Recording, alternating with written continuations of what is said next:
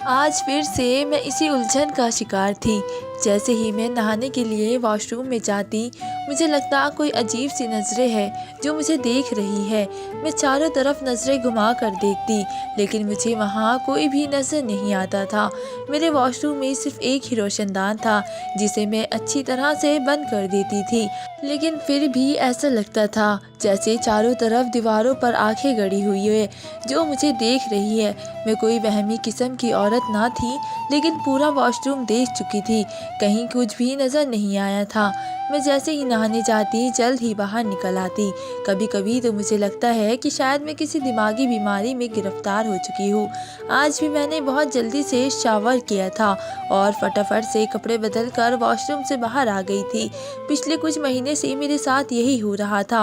मुझे हर वक्त ऐसा महसूस होता था कि मैं किसी की नज़रों में हूँ या मुझे कोई देख रहा है, और इस बात की वजह से मैं इसी कदर परेशान थी कि शायद लफ्ज़ों में अपने परेशानी को बता नहीं सकती थी।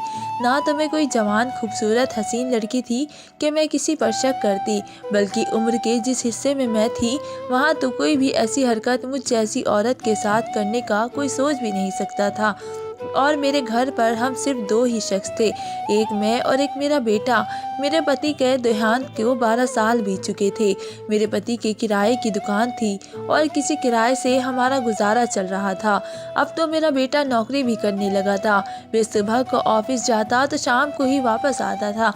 पूरा दिन घर में मेरे अलावा कोई भी नहीं होता था। नौकरानी भी आती और काम करके चली जाती। फिर ये कौन सी नज़रें थी जो हर वक्त मेरी दीदार करती थी। मुझे लगता कि जैसे मैं किसी के नज़रों के जाल में फंस चुकी हूँ। कोई हर पल मुझे देखता है, और जब ये नज़रें वॉशरूम में मुझ पर उठती है तो मुझे एक अजीब सी उलझन होती थी, और मैं अपनी तकलीफ़ को बयान नहीं कर पा रही थी कि मैं किसी तकलीफ़ से गुज़र रही हूँ, क्योंकि मेरे सामने कोई नहीं था। और ये एक ऐसी बात थी कि मैं अपने बेटे से भी इसका जिक्र नहीं कर सकती थी। वे मेरे बारे में क्या सोचता, मेरी बात को कैसे लेता। शाम को जब मेरा बेटा करण ऑफिस से वापस आया तो मैंने खाना गर्म करके सामने रख दिया। मैं किसी गहरी सोच में थी। जब मेरे बेटे ने कहा कि आप किस सोच में गुम हैं, तो उसकी आवाज़ पर मैं चौंक गई थी। मैंने नहीं में सिर हिला दिया। मैं उसे क्या बताती कि जिस बात का मुझे खुद भी ठीक से पता नहीं था। बहरहाल मेरे बेटे का रवैया मुझसे उखड़ा ही रहता था। मैं उसे हमेशा बात करते हुए हिचकिचाती थी। एक बार मैं रात को करण को दूध का गिलास उसके कमरे में देने गई तो वह अपने लैपटॉप में इस कदर बिजी था, मेरे आने का उसे पता ही नहीं चला था। मैं उसके पास आई और साइड टेबल पर दूध का गिलास रख दिया। इससे पहले कि मैं वापस पलटती, उसके लैपटॉप पर जो मंजर मेरी आंखों ने देखा, मेरी तो रंगत उड़ गई थी कि फ़ौरन ही करण लैपटॉप बंद करने लगा। मुझे देखकर घूरने लगा, कहने लगा, ये क्या तरीका है किसी के कमरे में आने का, आपने दरवाजे को बजाया क्यों नहीं है। मैं एकदम ही घबरा सी गई थी। मैंने माना ये मेरी गलती थी, मुझे दरवाज़ा बजा कर आना चाहिए था, लेकिन वे मेरा बेटा था इसलिए मैं यूं ही चली आई। लेकिन ये नहीं जानती थी कि वे ये सब करेगा। बहरहाल मैं कमरे से निकलकर अपने कमरे में आ गई। अपने बेड पर बैठकर अपने दोनों हाथों से अपना सर पकड़ लिया। मेरे दिमाग में अगला ख्याल जो आया उसने मेरी रूह को हिलाकर रख दिया था। नहीं नहीं, मुझे ऐसे नहीं सोचना चाहिए। वे मेरा बेटा है, ऐसा कैसे कर सकता है। मेरा दिमाग फिर से सोचने पर मजबूर हो गया था और मेरी आंखों से तकलीफ़ के आंसू बहने लगे थे। जो कुछ मेरे दिमाग में घूम रहा था उसे सोचना भी मुझे पाप लग रहा था। मैंने खुद को झटका और समझाया कि नहीं, ऐसा मुमकिन ही नहीं है। कोई भी बेटा अपनी माँ के साथ ऐसा सब नहीं कर सकता, और इसके इस उम्र में ऐसी गलत चीज़ देख लेते हैं, लेकिन उसका मतलब वे नहीं है जो मैं ये सोच रही हूँ। बड़ी मुश्किल से मैंने खुद को नॉर्मल किया था। एक दिन मैं सहन में धुले हुए कपड़े फैला रही थी जब सामने घर की छत पर से मुझे लगा कि किसी कैमरे की फ्लैश मुझ पर पड़ी है। मैंने हैरानी से पलट कर देखा। किसी की परछाई सी नज़र आई, जैसे वहाँ कोई खड़ा हो और मुझे घूर रहा था। मगर जैसे ही मेरी नज़र पड़ी, ऐसा लगा कोई वहाँ से एकदम पीछे हटा हो। मैंने गौर से देखने की कोशिश की, लेकिन सामने की छत मुझे उस वक्त खाली नज़र आ रही थी। लेकिन मुझे पूरा यकीन था कि कुछ देर पहले कोई वहाँ पर खड़ा हुआ था, मुझे ही देख रहा था और किसी ने शायद अपने मोबाइल से मेरी तस्वीर ली थी। मेरा दिल बुरी तरह से धड़कने लगा था। इस मोहल्ले में आए हुए हमें अभी कुछ ही महीने हुए थे और जब से मैं इस घर में आई थी मैं परेशान होकर रह गई थी। मुझे हर वक्त ये महसूस होता कि मैं किसी की नज़रों में हूँ और कोई मुझ पर ध्यान दे रहा है। आसपास के मोहल्ले में मैं अभी तक किसी से मिल भी नहीं पाई थी। कुछ मेरा नेचर भी अलग अलग रहने का था और मेरा बेटा भी शक्की मिजाज का था। मोहल्ले में आते ही उसने मुझसे कहा था कि आपको ज़्यादा मोहल्ले में मेल जोल बढ़ाने की ज़रूरत नहीं है, बस अपने घर पर ही रहिएगा। करण मेरा सौतेला बेटा था। बहुत ही कम उम्र में ही मेरे बाप ने मेरी शादी करण के पापा से कर दी थी क्योंकि मैं एक गरीब लड़की थी। करण के पापा मुझसे 20 या 22 साल बड़े थे। मेरी शादी को 8 साल ही गुजरे थे कि पति भी चल बसे। मैं 17 साल की थी जब मेरी शादी हुई थी और अब 25 साल की उम्र में विधवा भी हो गई थी। पति के देहांत को अभी 12 साल ही गुजरे गए थे। मैं देखने में अभी भी जवान ही लगती थी। अक्सर कहीं हम माँ बेटे जाते तो लोग मेरे बेटे से यही कहते थे कि शायद मैं उसकी बड़ी बहन हूँ और ये वजह थी कि करण को मुझसे एक तरह की चिढ़ हो चुकी थी। वो मुझे घर से बाहर नहीं निकलने देता था, मुझे हल्के कलर के कपड़े बना कर देता था, कहता था कि आप मेरे बाप की विधवा है, मुझे इसी रूप में अच्छी लगती है। मैंने बिल्कुल सादा हुलिया अपना लिया था। हर वक्त जब भी करण घर आता था तो घर को एक अजीब नज़रों से देखता, जैसे कि उसके पीछे से मैंने घर में किसी को बुलाया हो। चारों तरफ सहन में नजर दौड़ाता, कभी मेरे कमरे में चला जाता, पूरे घर को ऐसे देखता जैसे कुछ ढूंढ रहा हो। जब मैं पूछती तो कहता कुछ नहीं, अपने काम से काम रखो। और मैं नहीं जानती थी कि उसके साथ क्या मसला था, लेकिन इस वक्त वही मेरा सहारा था, बेटा भी था और मैंने हमेशा ही उसे अपना बेटा समझा था। इसलिए खामोशी से उसका रवैया बर्दाश्त करने पर मजबूर थी क्योंकि करण के अलावा मेरा कोई दूसरा सहारा नहीं था। बहरहाल मैं अपनी ही उलझन का शिकार थी और ऊपर से बेटा भी शक्की मिजाज का था। अभी मैं ये मामला हल भी नहीं कर पाई थी कि एक नई मुसीबत आ गई थी कि बराबर वाली छत से कोई मुझे देखता था और मेरी तस्वीरें भी लेता था। कहीं यही शख्स तो मुझे वॉशरूम में। मेरे दिमाग में आने वाली इस नई सोच ने मुझे फिर से हैरानी में डाल दिया था। मैंने फिर से खुद को झूठी तसल्ली दी थी क्योंकि मैं वॉशरूम का कोना कोना देख चुकी थी। कहीं ना तो कोई कैमरा लगा था और ना कोई ऐसा सुराग के कोई झांक सके। जो भी था, लेकिन यूँ किसी का छत पर छुपकर मुझे देखना भी एक गलत ही हरकत थी। एक बार मेरे घर के दरवाजे पर दस्तक हुई। मैं उस वक्त किचन में खाना बनाने में बिजी थी क्योंकि करण के ऑफिस से आने का वक्त था और मुझे लगा शायद वह आ गया है। लेकिन मैंने जैसे ही दरवाज़ा खोला तो एक 28 साल का नौजवान मेरे सामने खड़ा था, तकरीबन करण की उम्र का था। मुझे देखकर मुस्कुराने लगा। उसके हाथ में बिरयानी की प्लेट थी। कहने लगा कि मैं पड़ोस से आया हूँ, आप लोग शायद नए नए इस घर में शिफ्ट हुए हैं, इसलिए माँ ने कहा कि पड़ोसियों के यहाँ बिरयानी दे आओ। मैंने उसके हाथ से प्लेट पकड़ी तो वह अंदर आने के लिए कदम बढ़ाने लगा, लेकिन मैं उसके सामने खड़ी हो गई। मैंने कहा बेटा तुम यहीं खड़े हो, मैं तुम्हें खाली प्लेट वापस करती हूँ। ये सुनकर तो वह हैरत में आ गया। कहने लगा कि मैं इतना भी छोटा नहीं हूँ कि आप मुझे बेटा कह दे, आप मुझसे बस कुछ ही साल तो बड़ी होगी, इसलिए मुझे बेटा मत कहे। इसकी बात सुनकर तो मैं हैरत से उसे देखने लगी थी। मैंने कहा कि मेरा बेटा भी तुम्हारी ही उम्र का है। ये बात सुनकर उसने पूरी आंखें फैलाकर मुझे देखा। कहने लगा वे लड़का आपका बेटा है, मैं तो समझा था कि आपका छोटा भाई है।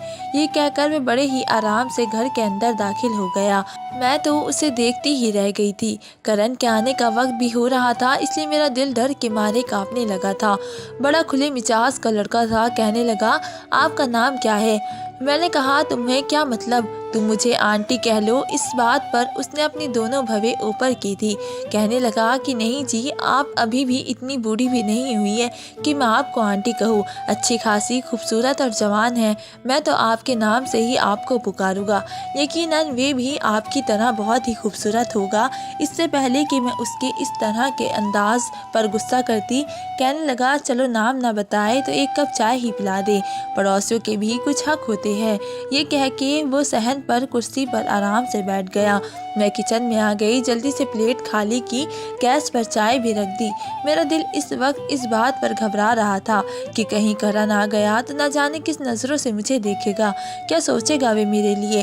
वे खाली घर को भी यूं देखता है जैसे कोई घर में छिपा बैठा हो। जल्दी जल्दी से मैंने एक कप चाय बनाई और उस लड़के को दी। मैंने कहा कि अपनी माँ से थैंक्स कहना और चाय पीकर बाहर जाते हुए दरवाज़ा बंद कर देना, मुझे ज़रा किचन में काम है। ये कहकर मैं किचन में रोटी बनाने चली गई, क्योंकि करण किसी वक्त भी पहुंचने वाला था और मैं उस लड़के से ज़्यादा बातचीत करना नहीं चाहती थी। 10 मिनट बाद ही खाली कप उस लड़के ने किचन के दरवाजे से मुझे अंदर पकड़ाया और कहने लगा, चाय भी आपकी तरह ही बहुत ही मीठी थी और आपका बहुत बहुत शुक्रिया।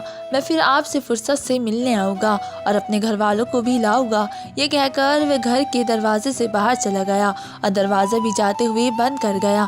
मैं तो उसकी बातें सुनकर चकरा कर रह गई थी। अभी मैं उस लड़की की बातों के बारे में ही सोच रही थी कि जब दरवाजे पर बड़ी जोर की दस्तक हुई थी। मैं तो बुरी तरह से कांप गई थी। जल्दी से किचन से बाहर आई और मैं दरवाजे के पास पूछने लगी कि कौन है। करण की बड़ी गुस्से वाली आवाज़ मुझे सुनाई दी थी। कहने लगा, दरवाज़ा खोले, मैं हूँ। दरवाज़ा खुला तो बड़े गुस्से से घर में दाखिल हुआ। मुझसे कहने लगा, घर से बाहर कौन निकल रहा था। करण की आंखें उस वक्त न जाने किस वजह से लाल थी। वे बहुत ही गुस्से में था। मेरी जुबान न चाहते हुए भी लड़खड़ा थी गई थी। मैंने कहा, कोई पड़ोसी लड़का था, बिरयानी लेकर आया था। वे मेरे करीब आकर खड़ा हो गया, मेरी आंखों में आंखें डालकर कहने लगा, किससे पूछ के दरवाज़ा खोला है आपने? क्या एक बात आपको समझ नहीं आती? यहाँ कोई भी आए आप दरवाज़ा नहीं खोलेगी, किसी से बात नहीं करेगी। कोई ज़रूरत नहीं है पड़ोसी से मेलजोल बढ़ाने की। अगर आप अपनी हरकतों से बाज नहीं आई तो मैं ताला लगा कर जाऊँगा। ये कहते ही वह सीधा अपने कमरे में गुस्से में चला गया। अपने कमरे का दरवाज़ा भी बड़ी ज़ोर से उसने बंद किया था। मुझे लगता था कि जैसे मैं करण की माँ ना हूँ, उसकी खरीदी हुई कोई गुलाम हूँ। वे मुझे सांस भी मेरी मर्जी से लेने नहीं देता था। बहरहाल मैंने खाना गर्म किया और करण के लिए खाना लगा दिया। खाने के दौरान भी वे मुझे बार बार उसी लड़के के बारे में पूछता रहा और बार बार मुझे यही कहता रहा कि दोबारा मैं दरवाजे पर किसी को ना देख लूँ। रात को मैं अपने कमरे में लेटी तो मेरे मोबाइल पर एक अननोन नंबर से मैसेज आने लगा। उसमें लिखा था कि आप बहुत ही खूबसूरत और प्यारी है। मेरा दिल चाहता है आपसे जी भरकर बातें करूं और आप इतने हल्के रंग ना पहना करें। अगर आप नीले रंग के कपड़े पहने तो आप पर बहुत ही जचेंगे, जैसा कि आपने इस दिन सहन में पहना हुआ था। ये मैसेज पढ़कर मैं बुरी तरह से घबराई थी। उसका मतलब मेरा शक गलत नहीं था, वाकई कोई था जो मुझे देखता था। देखना तो चलो समझ में आता है, क्योंकि बहुत से घर थे जिनकी छतें हमारे घर से ऊंची थी और साफ साफ दिखाई देता था और मेरा किचन सहन में ही था, इसलिए मेरा ज़्यादातर वक्त सहन में ही गुजरता था। लेकिन जो नज़रें मुझे खुद पर अपने वॉशरूम में उठती हुई महसूस होती थी, वे मुझे जीते जी मारती थी। मैंने फ़ौरन से मैसेज डिलीट किया और मोबाइल ऑफ कर दिया। मैं उसी वक्त पसीने से तर हो चुकी थी। मुझ पर अजीब व गरीब सी घबराहट छाने लगी थी। कौन था जो मेरी ज़िंदगी में और जहर घोलने की कोशिश कर रहा था? मैंने अपनी ज़िंदगी कभी भी खुशी से नहीं गुजारी थी। करण के पापा भी ऐसे ही थे, शक्की मिजाज के, और शायद मुझ पर इसलिए इतना शक करते थे कि मैं कम उम्र थी और वो मुझसे 22 साल बड़े थे। मैं खूबसूरत भी बहुत थी, इसलिए हर वक्त उनके शक का निशाना बनी रहती थी। उन्हें लगता था कि पता नहीं मैं किसी दूसरे लड़के से चक्कर चला लूँगी। मैं बार बार उन्हें रो रो कर यकीन दिलाती थी, लेकिन उन्हें यकीन ही नहीं आता था। हर वक्त वे मेरे साथ किसी साए की तरह से रहते थे और जब वे बीमार रहने लगे तो सारी जायदाद करण के नाम कर दी और उसके कान में बस यही भरते रहे कि इस औरत का ख्याल रखना, इसे कभी के घर की मालकियत ना देना, इसे पाई पाई से मोहताज रखना, कहीं ये भाग न जाए, ये खूबसूरत है, इससे कोई भी शादी कर लेगा और तुम अकेले बेसहारा रह जाओगे। मैं चाहता हूँ सारी ज़िंदगी ये मेरे नाम पर ही गुजारे, सारी ज़िंदगी तुम्हारी माँ बनकर रहे। ये वे आखिरी अल्फाज थे जो मेरे पति ने मेरे बारे में अपने बेटे के दिमाग में किसी जहर की तरह भरे थे और वही जहर अब करण मेरे साथ उगलता रहता था। उसने कभी मेरी इज्जत माँ की हैसियत से नहीं की थी, मुझे कभी अपनी माँ की जगह भी नहीं दी थी। मैं बस उसके बाप की दूसरी बीवी थी। एक रोज़ मैं किचन में काम कर रही थी कि अचानक से मेरे दुपट्टे पर आग लग गई थी और मैं चिल्लाती हुई सहन में आ गई। जैसे ही मेरी चीखें तेज़ हुई, बराबर वाली छत पर वही नौजवान खड़ा था।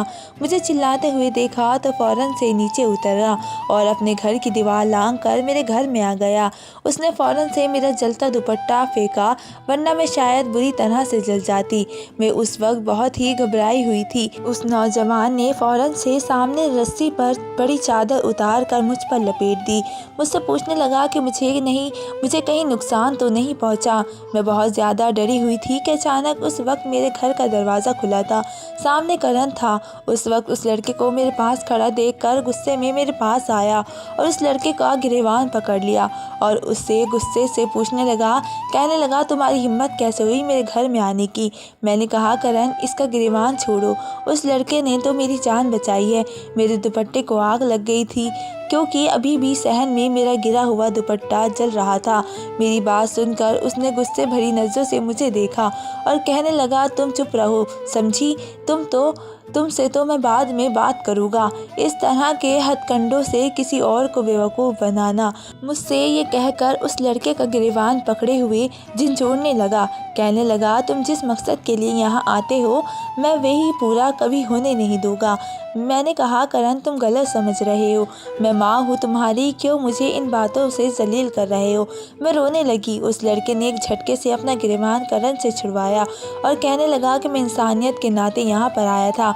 उनका दुपट्टा जल रहा था, उसको आग लग सकती थी और मेरा और कौन सा मकसद हो सकता है? अपनी घटिया सोच अपनी हद तक ही रखो तो सही होगा। करण इस लड़के से कहने लगा था कि क्या यह तुम्हारी माँ लगती है? क्यों आए थे यहाँ पर इन्हें बचाने? दुपट्टा जल रहा था तो जलने देते, तुम्हें क्या तकलीफ थी? ये सुनकर मैं हैरत से करण की तरफ देख रही थी, यानी कि इसे कोई फ़र्क ही नहीं पड़ता था कि मैं जीऊँ या मर जाऊँ। वह लड़का कहने लगा कि ये मेरी कुछ भी है या नहीं मैं नहीं जानता, लेकिन अगर उन्हें कुछ भी नुकसान पहुँचेगा और मैं अगर देखूँगा तो मैं ज़रूर उन्हें बचाने आऊँगा। तुम्हें जो होता है कर लो। ये कहना था कि करण ने उसके मुंह पर थप्पड़ मार दिया और उस लड़के ने भी अपना हाथ नहीं रोका और दोनों ही गुस्से से लाल हो चुके थे। ये देखकर तो मैं परेशान होकर रह गई थी। बड़ी मुश्किल से मैंने दोनों को पीछे हटाया, उस लड़के के आगे हाथ जोड़े कि तुम जाओ यहाँ से। वह लड़का करण को घूरता हुआ दरवाजे से जाने की बजाय उसी दीवार को लांघ कर वापस गया था।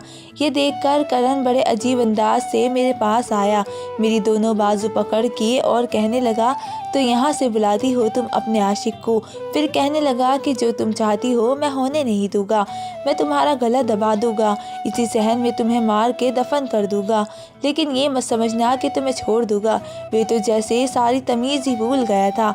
उसके बाद करण घर के बाहर ताला लगा कर जाने लगा। उसने बराबर घर की दीवार पर करंट के वायर लगवा दी थी ताकि कोई भी घर पर ना आ सके। रात को मेरे मोबाइल पर एक और ऐसा मैसेज आया कि मेरे होश उड़ के रह गए थे। उस मैसेज पर लिखा था कि वॉशरूम में आओ, मैं तुम्हें देखना चाहता हूँ। ये सुनकर मेरे होश उड़ के रह गए थे।